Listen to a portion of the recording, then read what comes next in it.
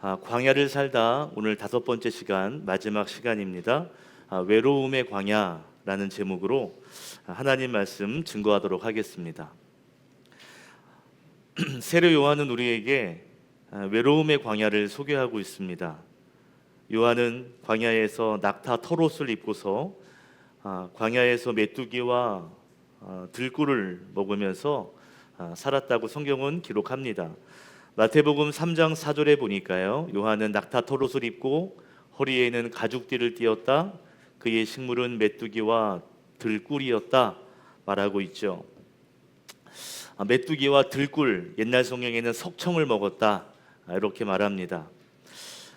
신학교에서 공부할 때 어떤 신학생이 요한이 메뚜기와 들꿀을 먹었다라고 하니까요, 뒤에서 이런 농담을 했습니다. 요한은 광야에서 지냈지만 정력에 좋은 것을 먹고 살았네요. 메뚜기가 몸에 좋은지는 잘 모르겠는데요, 레위기 11장에 보면 정결한 곤충으로 분류되어서 메뚜기를 먹을 수 있었습니다. 석청 또는 들꿀이라고 말하는 이 꿀은요, 광야에서 얻을 수 있는 최고의 자연 식품이기도 하죠. 요한은 광야에서 낙타 털옷을 입고 메뚜기와 석청을 먹으면서 살았는데, 이것은 그가 세상과 또는 세속과 거리를 둔 분리된 삶을 살았음을 설명하는 것입니다. 성경은 요한이 어린 아기였을 때부터 광야에서 지냈다라고 말해주고 있는데요, 누가복음 1장 80절 말씀을 제가 읽겠습니다. 아기는 자라서 심령이 굳세어졌다. 그는 이스라엘 백성 앞에 나타나는 날까지 광야에서 살았다. 요한의 광야 생활이 아기 시절부터였다면 그것은 아마도 그의 부모 때문이었을 것입니다. 아기가 혼자 광야를 갈 수는 없을 테니까요. 요한의 부모님은 둘 다 제사장 계열 출신입니다. 아버지 사가랴도 제사장 가문이고 어머니 엘리사벳도 아론의 후손이거든요. 그러니까 아버지도 어머니도 모두 다 레위 지파입니다. 여러분, 레위 지파는 하나님의 예배하는 일을 돕는 지파잖아요. 하나님께 예배하는 일에 구별되어진 요한의 가족인데, 그런데 성전 근처에서 산 것이 아니라 오늘 광야에서 살았다는 것입니다. 그렇다면 왜 광야에서 살았을까요? 광야에 신도시가 생긴 걸까요? 왜 광야에서 살았을까요? 그것은 그의 가족이 가장 종교적인 운동을 벌였던 종파였던 에세네파였기 때문입니다. 에세네파라고 들어보셨나요? 에세네파, 예수님 시대에 활동하던 BC 2세기 전부터 AD 1세기 동안 유대교의 종교 지파, 종파 가운데 하나였는데, 성경에는 직접적으로 언급되지는 않지만 바리새파, 사두개파와 함께 유대 사회에서 아주 중요한 세력을 담당했던 그런 집단이고 공동체였습니다. 이 에세네라고 하는 이 어원에 대해서 학자들은 좀 잘 모르겠다, 불분명하다라고 말하는데, 전해 내오는 설에 의하면 거룩한 자들이라는 뜻일 것이다, 또는 치유자들이라는 뜻이 아닐까 이렇게 추정하고 있어요. 근데 문제는 뭐냐면 이 에세네파 사람들이요, 당시에 로마가 유대교를 지배하면서 종교인들이 타락했거든요. 예수님 시대에 잘 알지만 대제사장들, 바리새인들이 막 타락했잖아요. 그리고 세속화되었단 말이죠. 이 제사장들을 임명할 때에도 자기 편한 사람들을 막 임명하고 그랬습니다. 그러니까 이 에세네파 사람들이, 이 종교인들이, 지도자들이 타락하고 세속화되어지는 이 종교인들의 부패가 너무 꼴보기 싫었던 거예요. 그래서 그들이 머물고 있는 성전 제도, 그리고 그들이 이어가고 있는 제사장 체계, 이러한 것들을 거부했습니다. 너무나 부패했다는 거예요. 그래서 그들은 광야나 유대 사막 지역에 정착해서 금욕하고 독신을 하면서 매우 경건한 그런 신앙생활을 했던 거죠. 특별히 SNF파 일부 사람들은 이사야서 말씀 때문에 광야에 머물면서 공동체로 생활을 했던 거예요. 오늘 본문 4절인 이사야서 말씀을 인용하고 있죠. 4절 말씀 그리고 이사야서 40장 3절의 말씀 함께 읽겠습니다. 시작. 그것은 이사야의 예언서에 적혀 있는 대로였다. 광야에서 외치는 이의 소리가 있다. 너희는 주님의 길을 예비하고 그 길을 곧게 하여라. 한 소리가 외친다. 광야에 주님께서 오실 길을 닦아라. 사막에 우리의 하나님께서 오실 큰 길을 곧게 내어라. 아멘. SNF파 사람들은요, 이 이사야서의 말씀을 정말 굳게 믿었습니다. 메시아가 오신다? 그래, 곧 오실 거야. 우리 하나님 메시아가 오실 거야. 큰 길을 우리가 만들어야지. 예비해야 돼. 특별히 메시아가 성전으로 오시는 것이 아니라 광야에서 오실 거다라는 것을 믿었어요. 그래서 그들은 메시아가 오심을 맞이하기 위해 광야 생활을 했던 것입니다. 광야에서 메시아가 오실 것을 준비하고 예비했던 거예요.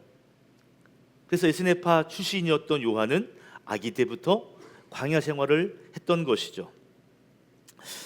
요한은 오실 메시아를 기대하면서 실제 광야에서 살았습니다. 그런데 내면적으로 보면 그의 광야는 외로움의 광야이기도 했습니다. 당시 제사장은 최고의 엘리트 집단이거든요. 다시 말하면 그 시대에 부귀와 영광을 누릴 수 있는 그런 집단입니다. 그런데 요한은 그러한 것들을 다 포기하고 광야에서 살았어요. 오직 메시아의 오심을 준비하기 위해 그는 세상과 분리되는, 세상과 구별되는 선택을 했던 겁니다. 여러분 생각해 보세요. 세상의 좋은 것들과 분리되어서 광야에서 산다. 얼마나 외로울까요? 세상에서 누릴 수 있는 많은 것들이 있었겠지만 그런 것들을 내려놓고 그는 광야에서 살았던 겁니다. 저는 요한의 광야가 외로움의 광야, 영적 외로움이었다는 것에 저는 고개가 끄덕여질 정도로 동의가 됩니다. 사역을 하다 보면 반드시 찾아오는 것이 외로움의 광야입니다. 며칠 전에 우리 교회가 단기 선교로 몇 년 전에 섬겼던 예천 우계교회 기억나세요? 예천 우계교회 목사님 김주강 목사님에게 전화가 왔어요. 전화의 내용은 올 여름에도 우리 교회에 와서 단기 선교를 해줄 수 없느냐라고 하는 부탁의 전화였습니다. 올해 목회 일정은 이미 다 작년에 장로님들과 교역자들과 다 나눴기 때문에 그렇게 진행되기 때문에 갑작스럽게 단기 선교를 갈 수가 없다. 너무 죄송하다. 그런 이야기를 할 수밖에 없었어요. 여러분 도와달라고 전화가 왔는데 이렇게 거절하니까요. 참 미안하더라고요. 그리고 참 뻘쭘했습니다. 여러 이야기를 하다가 제가 우계교회 상황을 물어봤어요. 목사님 요즘에 교회 어떻습니까? 다 어렵다는데 우계교회는 어때요? 그랬더니 저희가 도와주었을 때 한 7, 8년 된 것 같거든요. 그때보다 5명이 부흥해서 할렐루야 5명이 부흥해서 현재는 24명입니다 라고 말을 했습니다. 5명이 부흥했다는 것에 감사가 되었지만 교인이 24명입니다 라는 말에 마냥 좋아할 수는 없었어요. 시골 작은 교회를 섬기기 위해 고군분투하는 목사님의 사역 스토리를 10분여 동안 전화로 들으면서 이런 생각이 들었습니다. 목사님이 참 외롭겠다. 사람이 많지 않은 그 시골에서 코로나 지나고 그렇게 사역하는 그 모습 속에 참 외롭겠다 생각이 들었습니다. 그러면서 예전에 대학원 시절에 이 목사님의 사역이 생각났어요. 제가 대학원 1학년 때 이 목사님이 저 1년 선배였거든요. 저에게 찾아오시더니 자기가 청소년들을 위한 여름 캠프를 하고 싶다는 거예요. 그때는 뭐 이렇게 지금보다는 좀 덜했습니다. 그래서 좀 어려운 교회, 작은 교회에도 마음껏 와서 사역할 수 있는 그런 캠프를 만들고 싶다는 거예요. 그래서 저에게 홍보를 좀 여러 교회 홍보 역할을 좀 해달라 그런 거예요. 제가 도와줬을까 안 도와줬을까요? 도와줬어요. 그때 100여 명 되는 것 같아요. 아이들과 함께 여름 캠프를 열심히 인도했던 이 김중환 목사님의 모습이 생각납니다. 근데 지금은 어떻습니까? 젊은이라고는 눈 씻고 찾아봐야 간신히 볼 수 있을까요? 그런 시골 교회, 그런 작은 교회에서 목회를 할 때 얼마나 외로울까 이런 생각이 들더라고요. 오늘날을 외로움이 사무친 시대다라고 표현합니다. 외로움이 사무칠 정도로 그렇게 외로움이 가득한 시대라는 거죠. 혹시 여러분 고독부 장관이라고 들어보셨어요? 고독부? 우리나라에 뭐 여성부도 있고 그렇잖아요. 고독부가 있다는 거예요. 들어보셨어요? 처음 들었죠. 2018년 영국에서 세계 최초로 고독부라는 부서를 만들었어요. 그리고 고독부가 세워졌으니까 장관을 임명했습니다. 그래서 Ministry for Loneliness라고 해서 고독을 향한 사역, 고독부를 만들었다는 거죠. 그 장관을 임명해서 영국의 고독한 사람들을 어떻게 보면 위한 사역을 나라가 행하고 있다는 거죠. 근데 여러분 3년 뒤에 2021년에 일본에서도 비슷한 부가 생깁니다. 고독 고립 대책 담당실이라고 하는 고독부 비슷한 부서가 생기게 되고 세계 두 번째로 그 부서를 장관을 임명했습니다. 잘 사는 선진국이지만 고독이 많다는 거죠. 우리나라도 예외는 아니죠. 특별히 우리나라는 외로움이 많은 나라입니다. 감정적인 나라거든요. 영국인들에게 물어봤다는 거예요. 고독하십니까? 그랬더니 영국인들의 44%가 나는 고독합니다. 외롭습니다. 라고 대답했대요. 자, 고독부가 생긴 일본 사람들에게 물어봤다는 거예요. 당신 외롭습니까? 그랬더니 전체의 34%가 고독하다고 대답했습니다. 영국은 44%, 일본은 34%. 자, 그럼 한국은 어떨까? 한국은 몇 프로일 것 같습니까? 한국은 55%였다는 거야. 다른 나라보다 훨씬 더 외로움을 느낀다는 거죠. 혹시 여러분 고독사라고 들어보셨죠? 고독사. 가족이나 이웃과의 교류가 없어서 혼자 집에서 사망한 지 일주일 이상, 때로는 수개월이 지나서 발견되어진 그런 것을 고독사라고 말해요. 혹시 가끔 뉴스를 보면 무연고사 사건을 보도할 때가 있습니다. 무연고사가 뭐예요? 고독사랑 똑같은데요. 그런데 죽은 다음에 시신을 인수할 수 있는 사람이 없는 거예요. 외롭게 살고 홀로 죽었는데 그 시신을 수습할 가족도 지인도 없는 그런 상황을 무연고사라고 말합니다. 이렇게 외로움 가운데 허덕이며 사는 사람들이 우리 주변에 너무 많이 있다는 거죠. 문제는요, 우리나라 안에 살아가는 크리스천들 중에서도 외로움에 허덕이는 사람이 많다는 것입니다. 교회를 다니면서 신앙생활을 하지만 여전히 외로움을 느낍니다. 2년 전 2023년 목회데이터 연구소에서 설문조사를 했어요. 교회를 다니는 개신교인들 중에 외롭습니까? 외로움을 느끼십니까? 라고 질문했거든요. 교인들 중에 46%가 외로움을 느낀다라고 대답을 했습니다. 물론 외로움의 크고 작은 차이는 있지만 외로움을 느낀다는 사람이 전체 교인의 46%예요. 절반 가까이가 외로움을 느낀다는 것입니다. 예수를 믿기 때문에 세상과 구별된 삶을 살아야 되기 때문에 당연히 외로움이 있을 수 있겠지만, 그런데 교회 안에서 사역을 할 때에도 봉사를 할 때에도 우리가 외로움을 느낄 때가 있습니다. 여러분, 교회에서 외로움을 느낀다, 이 말에 동의가 되시죠? 여러분들과 여러 사람들과 대화를 해보게 되는데요, 목사님, 대화할 사람이 없어요. 정말 속내를 다 말할 수 있는 사람이 없습니다. 여러분, 동의가 되십니까? 함께 예배를 드리고 함께 봉사를 하고 때로는 나눔을 함께 하지만 그럼에도 불구하고 우리 안에는 외로움이 느껴진다는 거죠. 목사들만, 사역하는 사역자들만 외로움을 느끼는 것이 아니라 성도들도 외로움을 느낍니다. 외롭다고 말해요.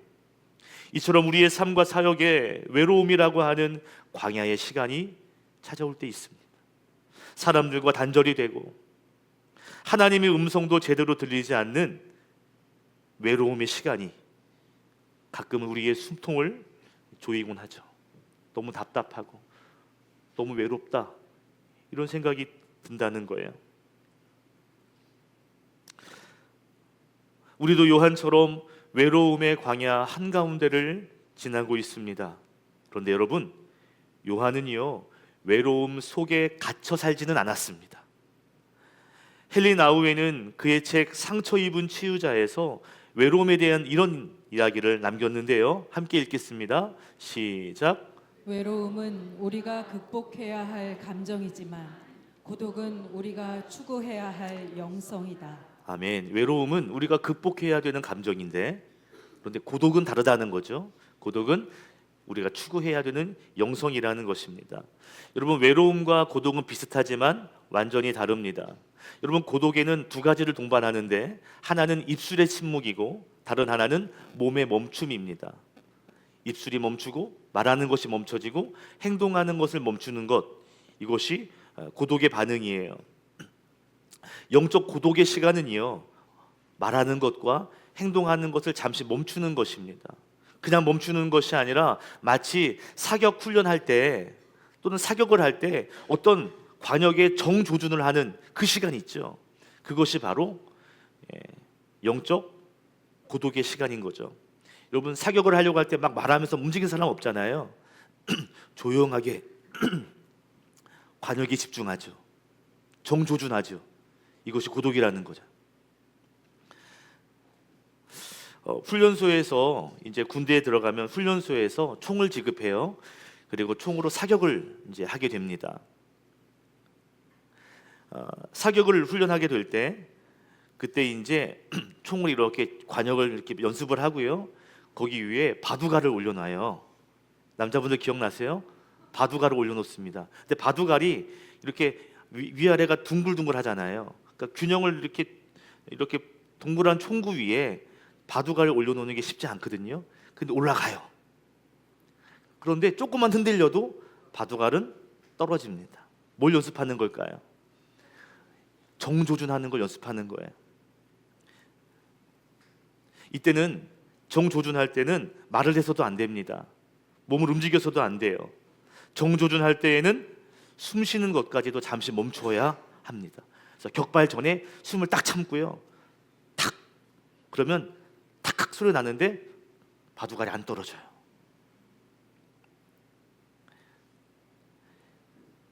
숨 쉬는 것까지 잠시 멈춰야, 그래야 바둑알이 떨어지지 않고 실제 사격에서 명중할 수가 있습니다.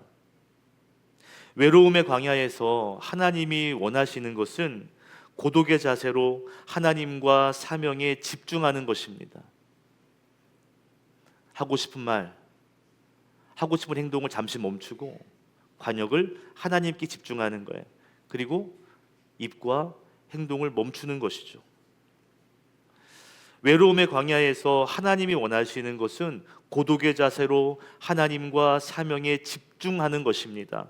외로움에 잠식당하는 것이 아니라 고독을 통해 나의 가지고 있는 기능을 잠시 멈추고 하나님과 주신 사명에 정조준하는 것, 하나님은 외로움의 광야를 걸어갈 때 그걸 원하시는 거죠. 오늘 나누고 싶은 첫 번째 메시지가 있어요. 광야에서 하나님의 음성에 귀 기울이라 라는 것입니다. 여러분, 광야를 5주 동안 설교하면서 광야는 내 힘으로 살 수 없는 척박한 곳이다 라고 말했죠. 광야는 길이 보이지 않는, 앞이 보이지 않는 캄캄한 곳입니다. 그래서 죽을 것 같은 곳이에요. 그렇지만 성경에서 말하는 광야는 하나님의 음성을 듣는 곳이라고 했습니다. 광야라고 하는 단어 히브리어가 미드바르, 기억나시죠? 미드바르. 이 말의 원어가 뭐였죠? 다바라고 하는 말인데, 말하다, 말씀하다라는 단어에서 이 광야라는 단어가 파생된 거예요. 그러니까 광야는 하나님의 말씀이 들려지는 곳입니다. 하나님의 말씀을 들을 수 있는 곳입니다. 그래서 하나님의 말씀을 통해 내가 새롭게 되는 곳, 이것이 바로 광야입니다. 그러므로 광야에서 우리는 고독의 영성으로 하나님의 음성에 귀 기울여야 합니다. 요한을 보니까요, 광야에서 하나님의 음성을 듣습니다. 2절의 말씀 읽겠습니다. 시작. 안나스와 가야바가 대제사장으로 있을 때에 하나님의 말씀이 광야에 있는 사가랴의 아들 요한에게 내렸다. 아멘. 하나님은 광야에서 요한에게 말씀하셨어요. 하나님은 예루살렘 성전이 아니라 하나님이 없는 광야에서 때로는 말씀하시곤 합니다. 사람들이 많이 몰려있는 곳, 그런 곳이 아니라 사람들이 없는 광야에서 우리에게 말씀하실 때가 있다는 거죠. 그러므로 광야에서 우리는 하나님의 음성에 귀 기울일 수 있어야 합니다. 광야에서 하나님의 음성을 들을 수 있는 영성이 있어야 합니다. 여러분, 하나님의 음성에 귀를 기울인다, 무슨 뜻일까요? 성경을 많이 읽어라, 하나님의 말씀 많이 봐라, 기도해라, 이런 뜻일까요? 그런 것만 있는 것은 아니죠. 저는 이렇게 생각해요. 하나님의 음성에 귀를 기울인다는 것은요, 우리 안에 있는 여러 소리들을 다 잠재우는 것입니다. 우리 안에 소리의 근원들을 다 끄는 것이죠. 우리 안에 올라오는 조급함의 소리를, 우리 안에서 밀려오는 자기 연민의 소리들, 우리 안에서 밀려오는 불안의 요소들, 이런 부정적인 소리들을 다 끊어내는 거야. 다 꺼버리는 거죠. 그래야 하나님의 음성이 비로소 들리는 것입니다. 우리가 어떤 것에 막 지나치게 집중하다 보면 바로 옆에서 부른 소리도 못 들을 때가 있죠. 그죠? 옆에 사람이 크게 얘기해도 못 들을 때가 있어요. 불렀어? 못 들었어. 야, 그렇게 크게 불렀는데 못 들어? 그럴 때 있어요, 없어요? 있어요. 그 사람이 적게 말해서가 아니죠. 뇌 귀가 문제가 있어서가 아니죠. 내가 다른 것에 집중하니까, 내 마음이 다른 것에 빼앗기니까 아무리 크게 얘기해도 들리지 않는 거예요. 귀가 안 좋아서가 아니라 내 안에 있는 소리가 너무 크기 때문입니다. 내 안이 너무 요란하기 때문이에요. 그러니까 안 들리는 거예요. 여러분, 외로움의 광야를 지나고 계시다면 고독의 영성으로 하나님을 바라보시고 그리고 하나님의 음성을 들을 수 있기를 바랍니다. 이게 고독의 영성이에요. 여러분에게 이 영성이 있기를 축복합니다. 하나님의 음성을 듣는 여러분 되시기를 바라요. 여러분, 우리가 하나님의 음성을 제대로 듣게 되면 광야에서 인생의 방향이 바뀌게 됩니다. 하나님의 음성이 제대로 들려지면 우리의 태도가 달라지게 됩니다. 요한은 광야에서 하나님의 음성을 듣고는 적극적으로 사역을 감당하게 되는데요. 우리 3절의 말씀을 읽겠습니다. 시작. 요한은 요단강 주변 온 지역을 찾아가서 죄 사함을 받는 회개의 세례를 선포하였다. 성경에 보니까 회개를 선포했다. 회개의 세례를 선포했다는 거잖아요. 회개하라고 그렇게 외쳤다는 겁니다. 성경에는 요단강 주변 온 지역을 찾아가서 그래서 회개를 외쳤다라는 겁니다. 근데 여러분, 회개를 외쳤다, 회개를 선포했다라는 것이 뭐 그리 대단할까? 이런 생각이 들지 않으세요? 회개해라, 이 말 하는 게 뭐 대단해요? 우리도 할 수 있잖아요. 할 수 있어요, 없어요? 할 수 있지만요, 한번 해보세요. 쉽지 않습니다. 만약에 누군가 여러분을 찾아와서 아우 힘들어, 회개하라고, 너 문제 있어, 회개해야 돼 라고 하면 그분의 표정이 어떻게 될까요? 나 회개해야 되지, 맞아, 감사해요 하고 갈까요? 얼굴 표정부터 달라질 거예요. 가면서 이럴 거예요. 너나 회개해라, 너나 잘하세요, 이럴 수도 있단 말이죠. 여러분, 요한이 회개를 선포하는데 여러 지역에 다니면서 열정적으로 회개를 선포합니다. 근데 그 당시가 어떤 때였어요? 종교 지도자들이 많이 타락했다 그랬죠. 종교 지도자들을 비롯한 많은 이스라엘 백성들이 겉모습으로는 굉장히 경건한 삶을 사는 것 같지만 속은 교만했습니다. 그들은 형식적으로 율법을 준수하는 것, 그 정도만 해도 좋은 신앙이라고 착각했어요. 그런데 그런 사람들에게 가서 너 회개해야 돼, 그거 아니야 라고 말하면 좋아할까요? 좋아하지 않죠. 7절에 보니까요, 요한이 회개를 선포하니까 사람들이 막 몰려왔거든요. 그때 요한이 뭐라고 말하냐면, 요한이 이 독사의 자식들아, 7절에 이 독사의 자식들아, 8절에는 아브라함이 우리의 조상이다, 이런 말 하지 마 이 자식들아. 그러면서 9절에 이렇게 말해요. 하나님의 도끼가 지금 이미 나무 뿌리 앞에 놓여져 있는데 너희들이 좋은 열매를 맺지 않는다면 너희들 그 나무는 다 도끼에 찍혀서 그 불에 던져지게 될 것이다 라고 말해요. 다른 말로 하면 너희들 지옥불에 떨어지게 될 거야 라고 말하는 거예요. 여러분, 누군가에 가서서 이 독사의 자식아 그리고 구원받았다고 말하지 마, 너 행동하는 거 보니까 지옥 갈 것 같아 너, 그럼 어떻게 하겠어요? 그분이 믿음이 좋은 사람도 기분이 좋을 수 없을 거예요. 근데 지금 종교 지도자들 앞에서, 이스라엘 백성들 앞에서 이런 이야기를 막 하고 있는 겁니다. 거의 겁박하듯이, 협박하듯이 회개해야 되는 거야, 아주 신랄하게 그들을 책망하고 있어요. 이게 쉬운 일이 아니었다는 거죠. 요한을 우리가 세례 요한이라고 부르죠. 또는 세례자 요한이라고 불러요. 세례를 베푸는 요한이라는 별명입니다. 근데 오늘날 학자들이 요한을 부르는 또 다른 별명이 있어요. 뭐냐면 구약 시대를 마감하는 마지막 예언자, 마지막 선지자라고 부릅니다. 구약 시대의 마지막 성경이 뭐예요? 말라기예요. 그러니까 구약의 마지막 선지자는 말라기입니다. 말라기서가 우리 구약 성경의 마지막 장이잖아요. 말라기서부터 이제 400년이 지난 이후에 아무런 예언자가 나타나지 않았어요. 그런데 예수님께서 세례 요한이 예언자다라고 인정을 하십니다. 마태복음 11장 13절이에요. 시작. 모든 예언자와 율법서는 요한에 이르기까지 하늘나라가 올 것을 예언하였다. 아멘. 예수님은 요한을 예언자로 인정합니다. 모든 예언자, 또 요한에 이르기까지, 그러니까 요한까지 라고 말하거든요. 여러분, 예수님이 인정하면 끝 아니에요? 예수님이 인정하면 되는 거 아니에요? 예수님이 인정하면 세례자 요한이고 뿐만 아니라 선지자, 예언자 요한이라고도 말할 수 있다는 겁니다. 그런데 여러분, 더 중요한 건 요한의 출생이에요. 예수님도 인정하시지만 더 중요한 건 세례 요한의 출생입니다. 출생부터가 특별했어요.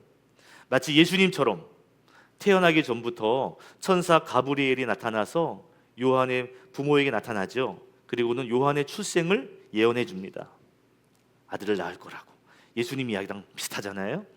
뿐만 아니라 요한의 가정은, 아버지 어머니는 불임 가정입니다. 성경에 보면 어머니 엘리사벳은 임신하지 못한 여자였다. 그리고 아버지 사가랴도 또 엘리사벳도 나이가 많아서 아이를 낳지 못했다라고 말해요.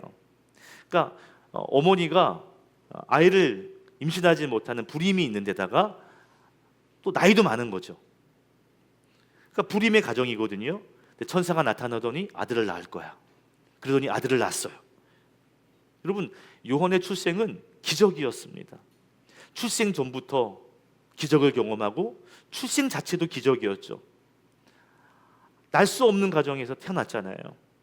이렇게 특별하게 태어난 요한인데 또 그가 어떻게 보면 제사장의 가문으로 태어난 그런 사람임에도 불구하고 그는 모든 것을 포기하고 광야 생활을 합니다. 그리고 이제는 종교 지도자들을 비롯한 많은 사람들을 기분 나쁘게 만들 수 있는 회개와 책망을 선포하고 있어요.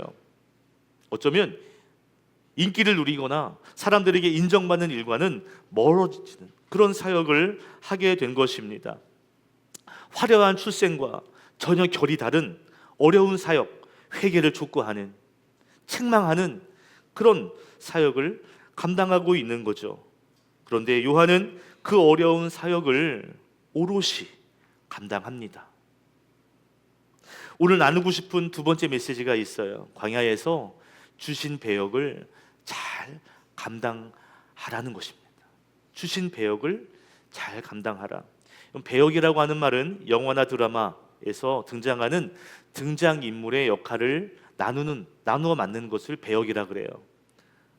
어떤 사람은 주인공 역을 맡고, 어떤 사람은 조연을 맡고, 어떤 사람은 스탠트맨, 또는 어떤 사람은 뭐 그냥 잠깐 왔다 가다 없어지는 그런 역할도 맡을 수 있죠.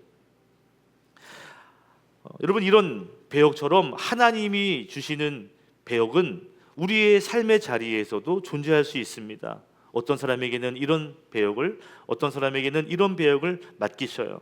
하나님 우리에게 맡기시는 배역이 있거든요. 근데 그 배역이 조연일 수도 있고요, 주연일 수도 있어요. 우리는 주연을 원하죠. 아니면 조연이라도 주연 같은 조연을 원하죠. 스턴트맨이라도, 아니면 지나가는 행인이라도 주인공 같은, 뭔가 좀 탁 튀는, 뭔가 임팩트 있는 그런 배역을 원하잖아요. 근데 여러분, 만약에 내게 주어진 배역을 내가 욕심을 내서 과하게 한다면, 그러면 드라마는 망하게 됩니다. 농담으로 이런 얘기를 했어요. 내가 총을 맞아서 전쟁 영화에 총을 맞고 딱 죽는 뭐 이런 역할이에요. 예를 들어서 뭐 주인공 옆에서 대신 총을 맞는 그 죽는 역할인데요, 욕심이 나는 거예요.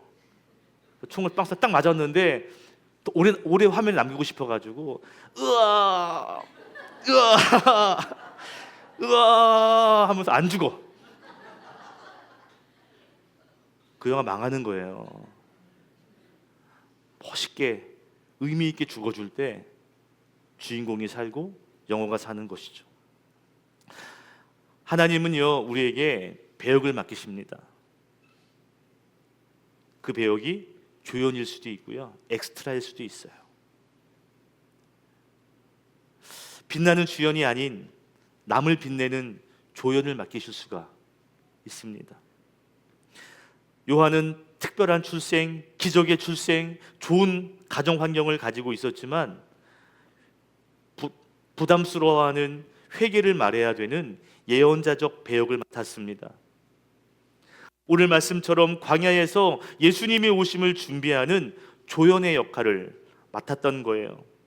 요한의 가장 핵심적인 배역이 뭡니까? 메시아가 오실 길을 미리 예비하는 거죠.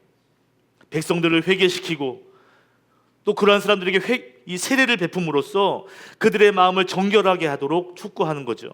결국 예수님이 오실 때 예수님을 그들의 삶으로 맞이할 수 있는 준비를 시키는 사역이 바로 세례 요한의 사역이었던 거예요. 요한은 자기의 배역을 잘 감당했습니다. 요한복음에서도 그 모습을 기록하고 있어요. 요한복음 3장 28절 30절 말씀, 세 절의 말씀을 함께 읽겠습니다. 시작. 너희야말로 내가 말한 바 나는 그리스도가 아니고 그분보다 앞서서 보내심을 받은 사람이다 한 말을 증언할 사람들이다. 신부를 차지하는 사람은 신랑이다.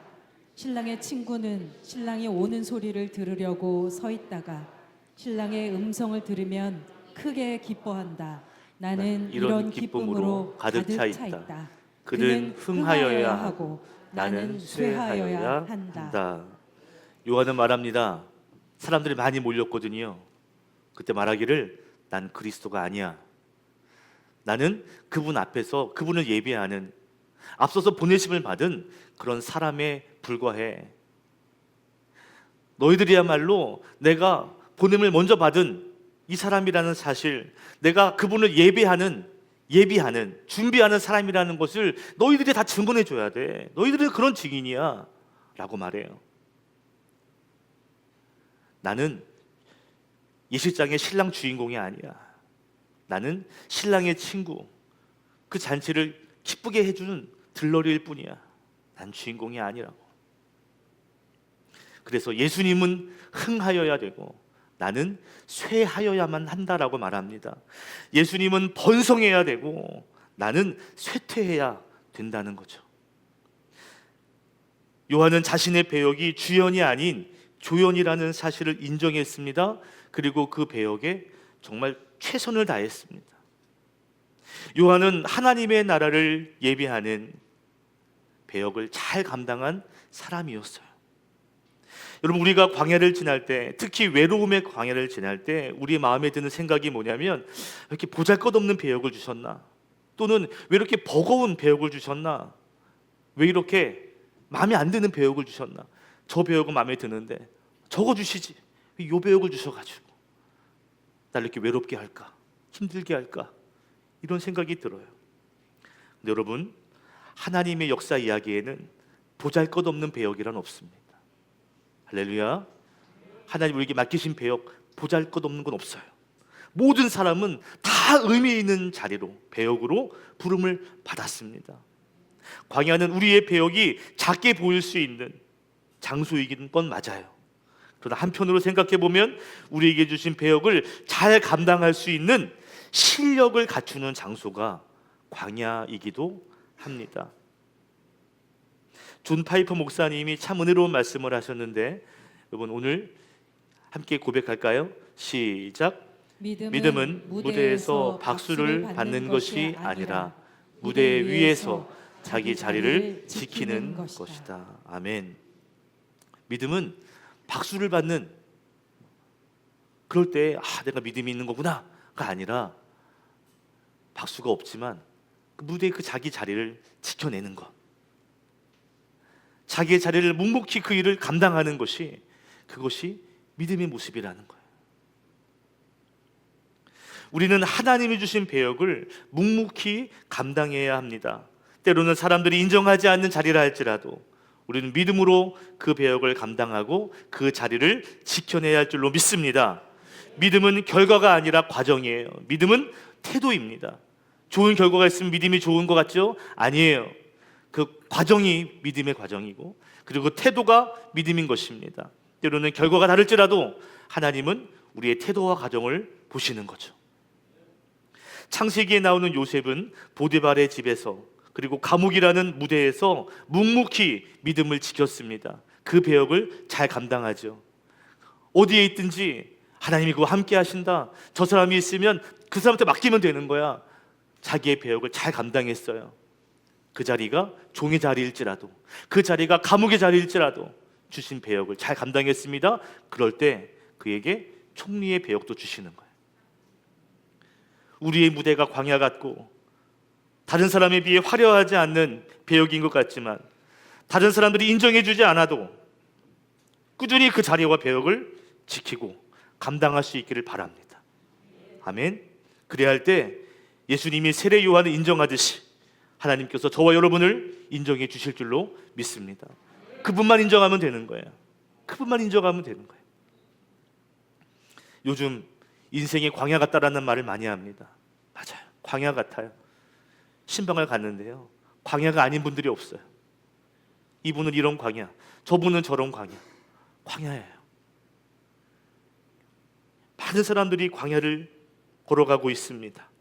그런데 여러분, 어떠한 광야를 만나서 지나가게 되더라도 그 자리에서 하나님의 음성에 귀 기울이시고 맡겨진 배역에 충실하셔서, 그래서 하나님의 나라를 예비하는, 그리고 하나님의 나라를 드러내는 믿음의 성도 되시기를 바랍니다.